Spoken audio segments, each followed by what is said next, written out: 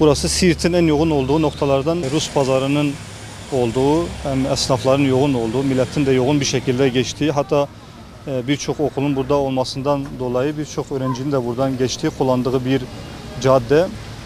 Tabii yağmurdan sonra burada kum birikmiş, kumun birikmesinden kaynaklı su birikintisi de var. Burayı kullanıyorlar yoğun bir şekilde. Bu da onları zor duruma koyuyor.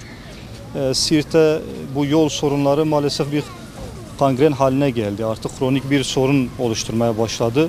Siirt'le ilgili çoktandır yol sorunlarını dile getiriyoruz. Sancaklar Okulu'nun aşağısındaki o 4 yolda da uzun bir zamandır, belki 2 aydır bozulan bir yol var ama bir türlü yapılmadı, bitirilmedi.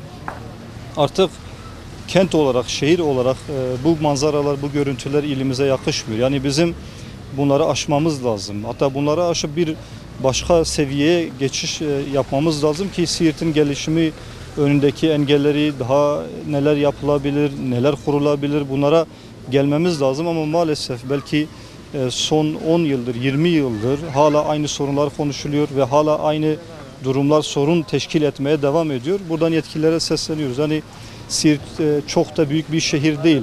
Bazı sorunları halletmek çok daha kolaydır. Yani Siirt küçük bir şehir olması hasebiyle caddelerin temizliği daha kısa sürmesi lazım. Evet, yağmur yağdı, beklenmedik bir yağıştı. Doğrudur, bunu kabul ediyoruz, hepimiz gördük ama 2 günde oldu. 2 gündür bunun aşılması lazım. Vatandaşlar da mağdur oluyor. Yağmur sonrası acil yapılması gereken bir meseledir. Bu kumların, su birikintilerin temizlenmesi lazım bir an önce. Belediye bu konuda biraz daha çalışmalarını hızlandırması lazım. Çünkü vatandaşlarda mağduriyet oluşturuyor. Esnaflardır, öğrencilerdir, haktır. Bu konuda muzdariptirler. Bir an önce bu sorun çözülmesi lazım.